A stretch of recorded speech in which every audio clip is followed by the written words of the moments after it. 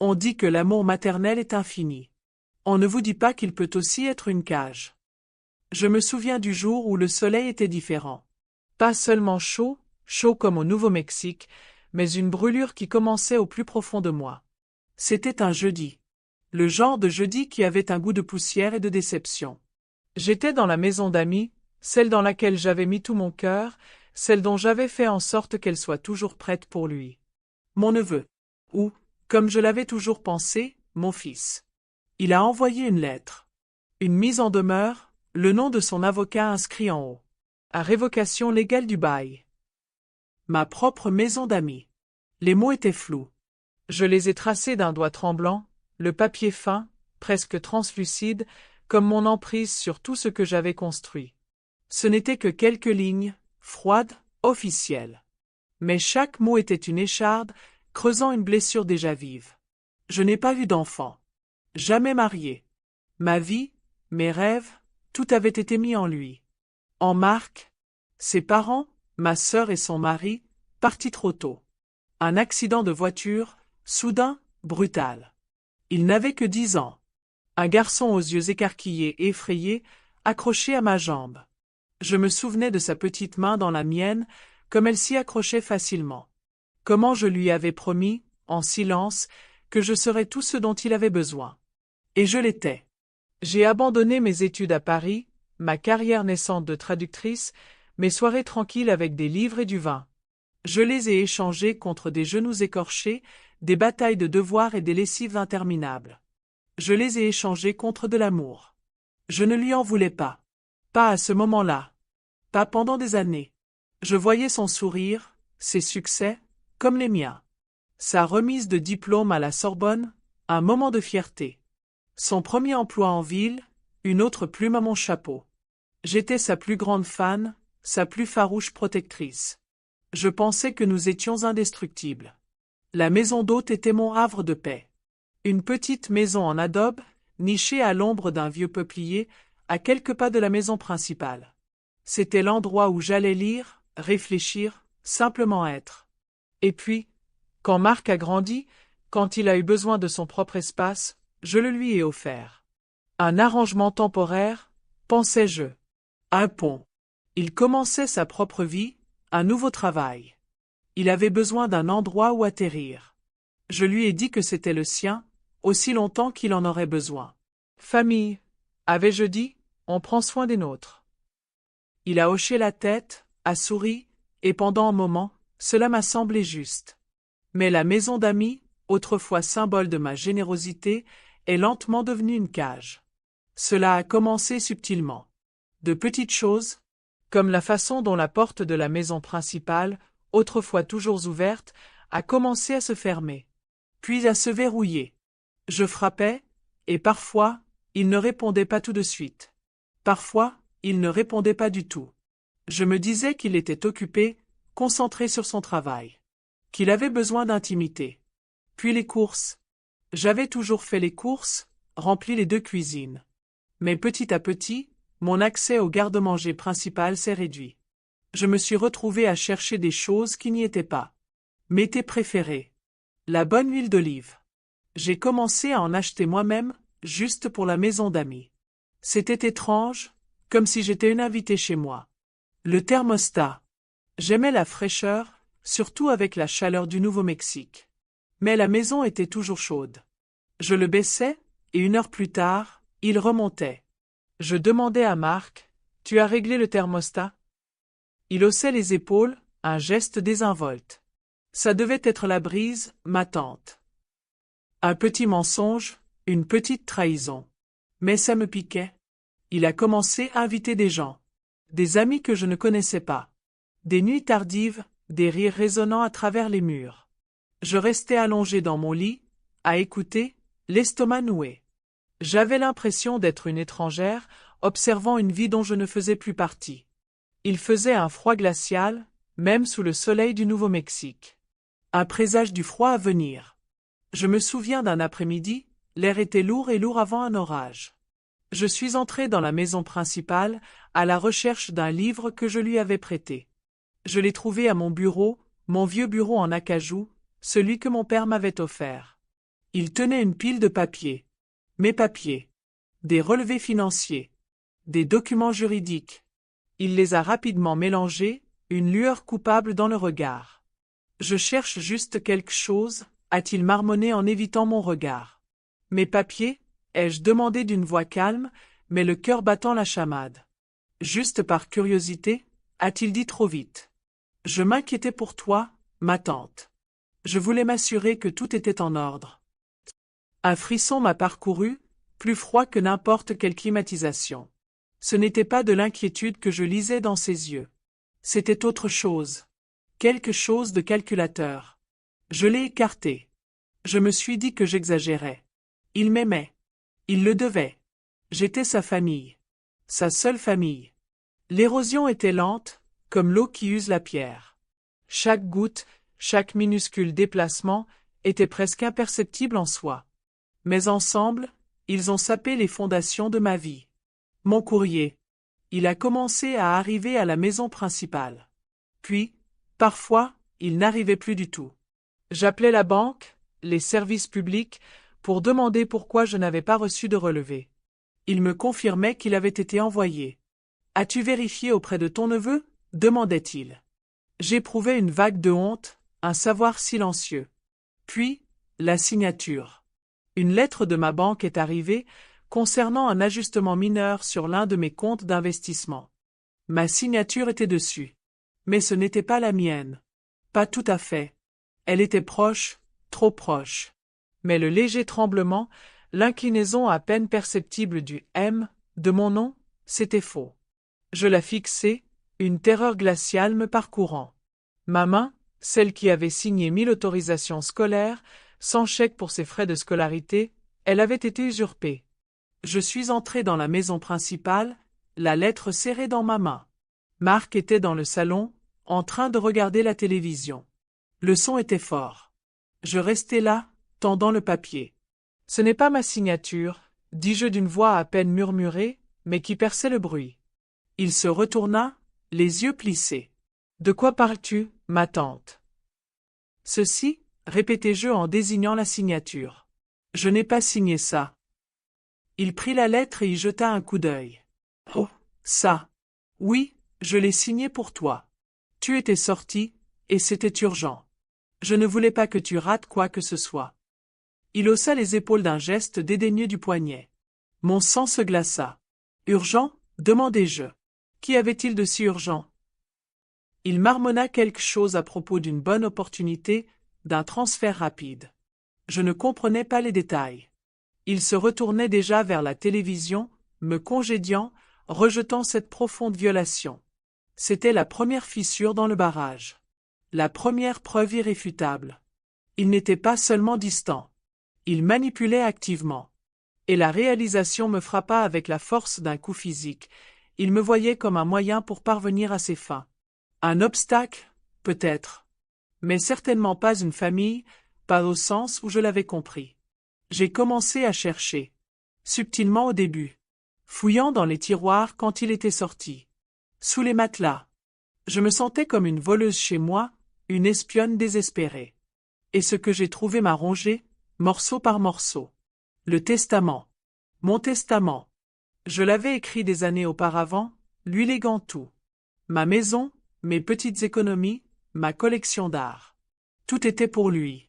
Mais là, parmi ces papiers, il y en avait un nouveau. Rédigé. Pas encore signé. Mais c'était différent. Tant de changements. Des clauses que je ne comprenais pas. Des œuvres caritatives dont je n'avais jamais entendu parler. Et une part réduite pour Marc, tandis qu'un autre nom, un cousin éloigné que je connaissais à peine, était soudainement en évidence. C'était un fantôme de mes propres intentions, tordu, perverti. C'était lui, essayant subtilement de réorienter mon héritage avant même que je ne disparaisse. Les photos. Mes vieux albums photos, habituellement rangés sur une étagère du salon, avaient disparu, remplacés par des tirages de paysages génériques. J'ai cherché partout. Mon enfance, mes parents, ma sœur, Marc bébé, petit garçon. Tout avait disparu. J'avais l'impression qu'il essayait d'effacer mon histoire, de m'effacer du récit de cette maison, de cette vie. comme si en supprimant les preuves matérielles, il pouvait effacer le souvenir de ma présence. Une nuit, je me suis réveillé au son d'un bruit.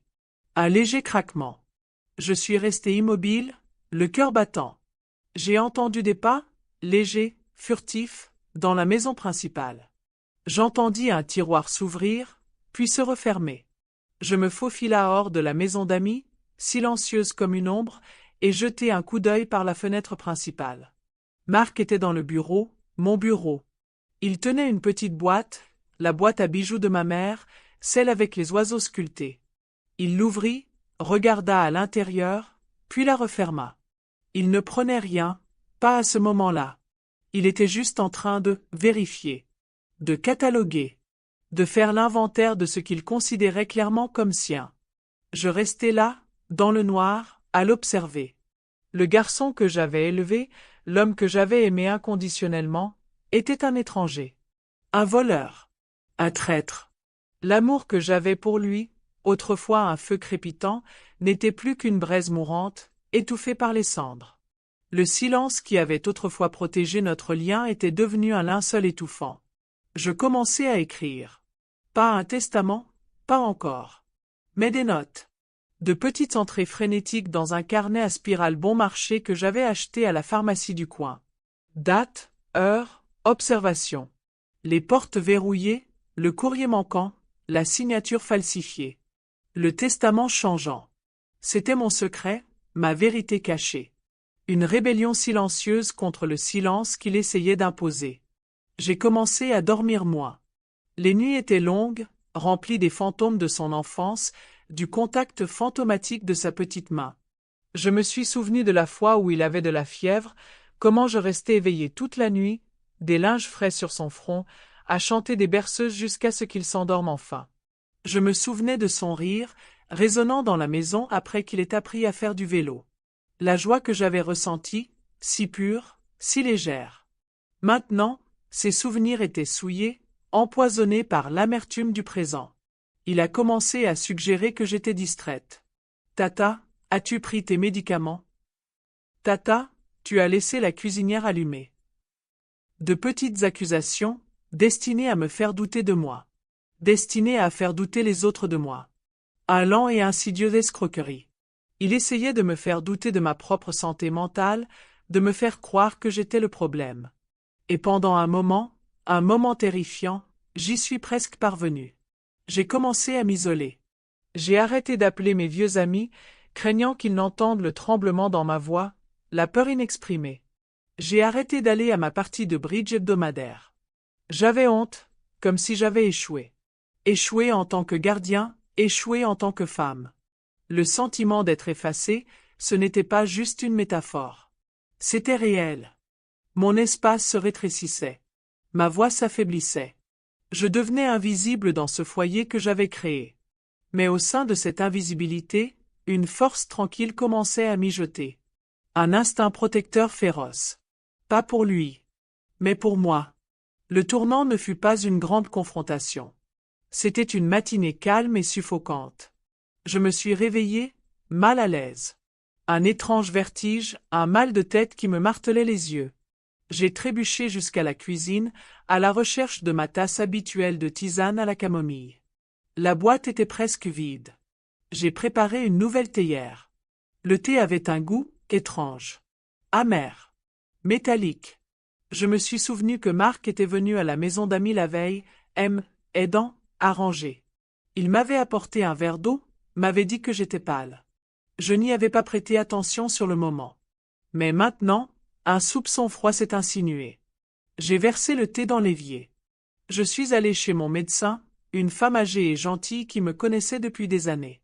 Je lui ai parlé des vertiges, des maux de tête, du goût étrange. Je n'ai pas mentionné Marc. Pas encore. Elle a fait des analyses. Quelques jours plus tard, elle a appelé. Sa voix était basse, hésitante. Il y avait des traces de quelque chose dans votre organisme, a-t-elle dit. À faible concentration. Quelque chose qui peut provoquer confusion, désorientation. Ce n'est pas mortel à ces niveaux, mais cela peut s'accumuler. Je l'ai remercié et j'ai raccroché. Le combiné m'a fait l'effet d'un bloc de glace dans la main. Ce n'était pas aléatoire. Ce n'était pas moi. C'était lui. Il faisait ça. Il essayait de me neutraliser, de me rendre docile, de me faire disparaître. La rage, lorsqu'elle a frappé, n'était pas explosive. Elle était froide. Précise. Une lame d'acier de clarté. Je n'étais pas seulement une victime. J'étais une survivante. Et je me battrais. J'ai commencé à rassembler mes preuves. Toutes ces notes, griffonnées dans le carnet à spirale, sont devenues une arme. J'ai commencé à prendre des photos avec mon vieux téléphone à clapet, les portes verrouillées, les documents altérés, les étagères vides. J'ai documenté le courrier, les réglages étranges du thermostat. J'ai même discrètement recueilli un échantillon de ce thé au goût étrange. J'étais un détective dans ma propre vie, reconstituant méticuleusement le récit de ma perte. J'ai appelé un avocat. Pas celui de la famille, celui que Marc consultait. Mais un autre. Une jeune femme, vive et empathique, recommandée par un vieil ami. Je lui ai tout raconté. Les mots ont jailli, un torrent de chagrin et de colère contenue. Elle écoutait, le visage indéchiffrable, prenant des notes. Quand j'ai eu fini, la pièce était silencieuse. On dirait un schéma d'abus financier et émotionnel et d'exploitation des personnes âgées, a-t-elle dit d'une voix calme. Il faut agir vite. La première chose que nous avons faite a été de changer les serrures de la maison d'amis.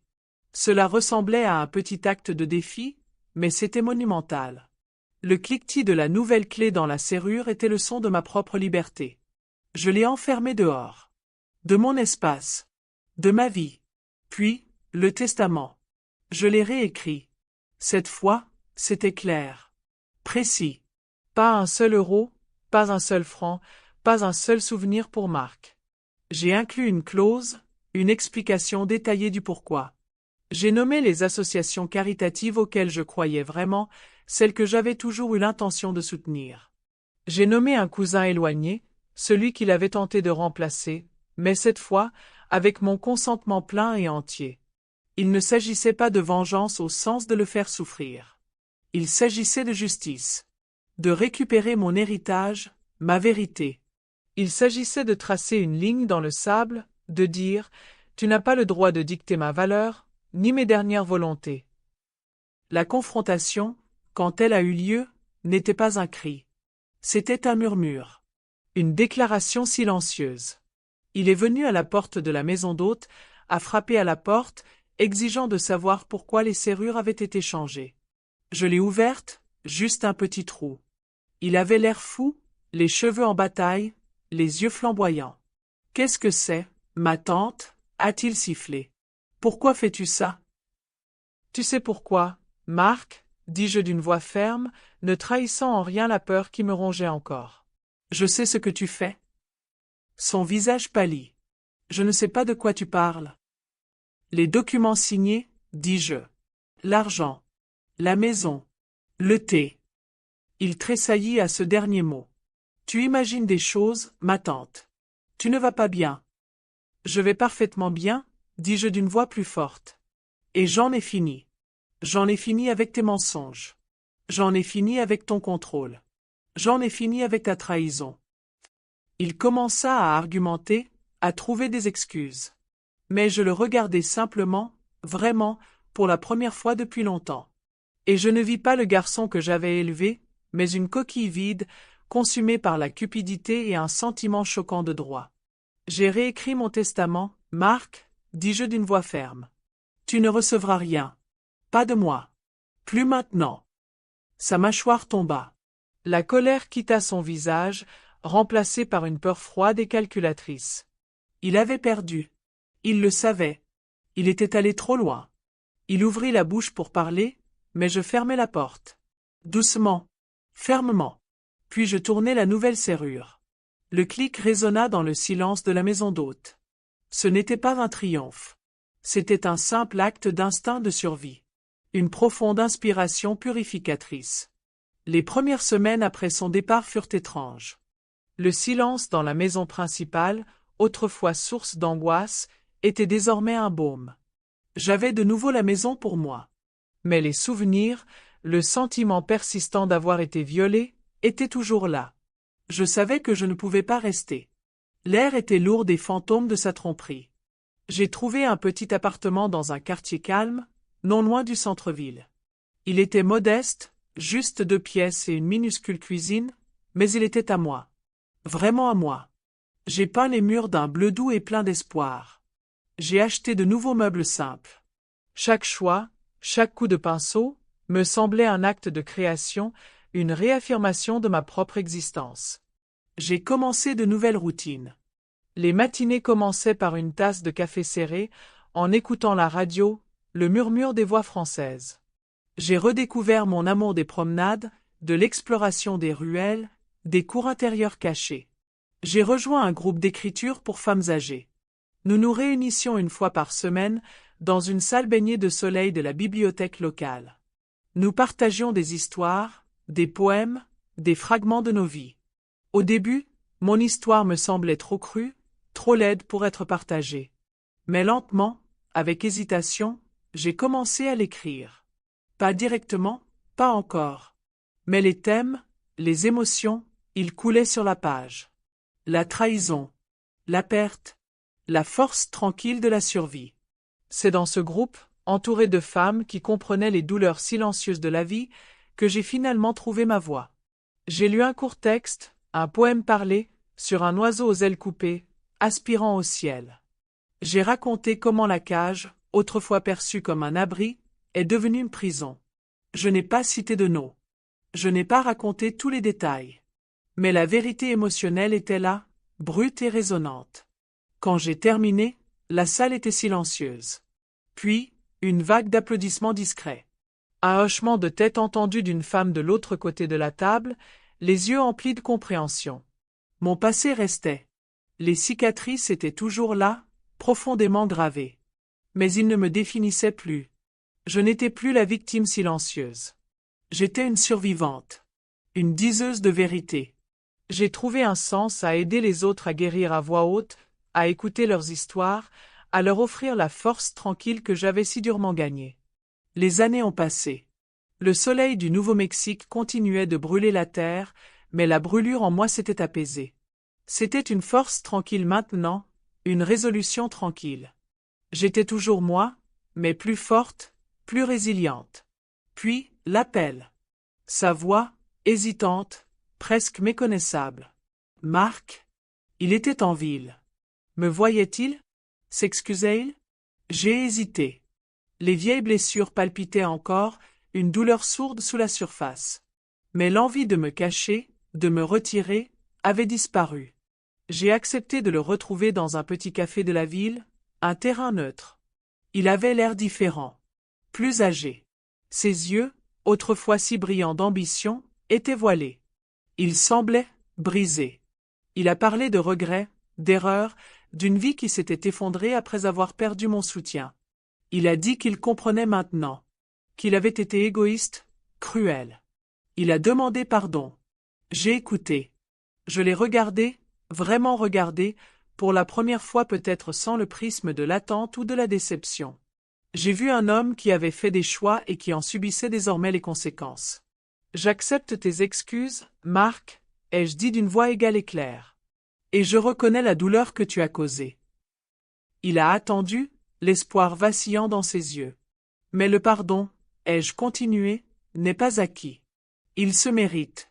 Et tu ne l'as pas encore mérité. J'ai vu l'espoir s'éteindre dans ses yeux, remplacé par une profonde tristesse. Il comprenait. L'absolution facile qu'il recherchait ne viendrait pas. Pas de moi. Plus maintenant. Tu es le bienvenu, lui ai-je dit d'une voix plus douce maintenant, mais toujours ferme. En tant qu'invité? Il a hoché la tête, les larmes aux yeux. Il est parti peu après. Il n'a pas lutté. Il n'a pas discuté. Il a simplement accepté. Je suis resté là un moment, le regardant s'éloigner, silhouette solitaire disparaissant dans la foule. Le voyage n'était pas terminé. Il ne l'est jamais vraiment. Mais j'étais enraciné dans ma vérité, déterminé et paisible. Je n'attendais plus d'être choisi. Parce que, enfin, je m'étais finalement choisi. Le vieux peuplier du Nouveau-Mexique, j'ai entendu dire, est toujours debout. Ses racines sont profondes, l'ancrant à la terre. Parfois, j'imagine ces branches s'étendant vers le ciel bleu sans fin, un témoin silencieux de tout ce qui s'est passé sous son ombre. Et comme cet arbre, je suis aussi debout, enracinée, résiliente, et enfin, libre.